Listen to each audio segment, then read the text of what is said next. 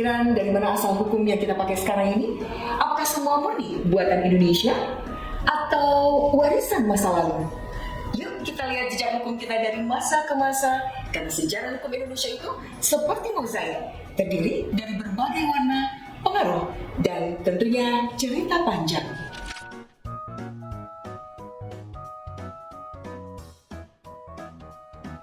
Di masa lalu, sebelum Indonesia merdeka, kita mempunyai kerajaan-kerajaan besar seperti Majapahit, Sriwijaya, Kutai, dan Mataram, di mana setiap kerajaan punya sistem hukumnya sendiri yang biasa dikenal sebagai hukum adat.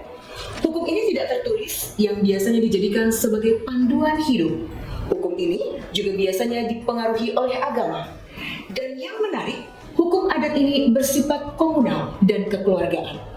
Jadi, bukan soal siapa yang salah, tapi bagaimana perdamaian bisa tercapai.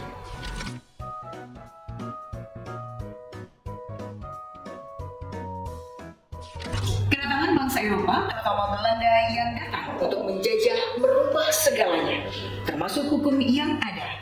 Belanda membawa sistem hukum modern dari Eropa, yaitu Wetboek van Stravage, atau yang biasa kita kenal sebagai KUHP.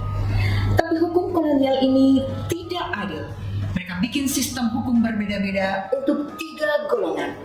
Yang pertama, hukum Eropa untuk orang Belanda dan elit politik. Yang kedua, hukum Timur Asing untuk Tionghoa dan Arab. Dan yang ketiga, hukum adat untuk pribumi biasa.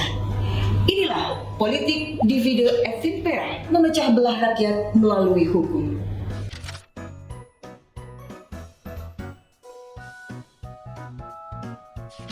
17 Agustus 1945, Indonesia merdeka. Tapi tantangannya nggak selesai. Kita harus merancang ulang sistem hukum. Konstitusi kita, Undang-Undang Dasar Negara Republik Indonesia tahun 1945, menjadi dasar utama hukum Indonesia.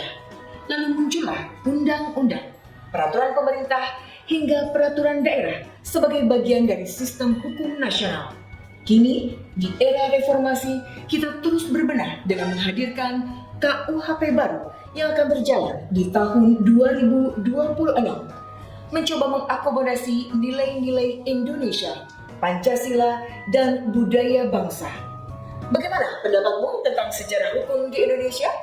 Tulis di kolom komentar. Jangan lupa like dan share ke teman-teman kalian.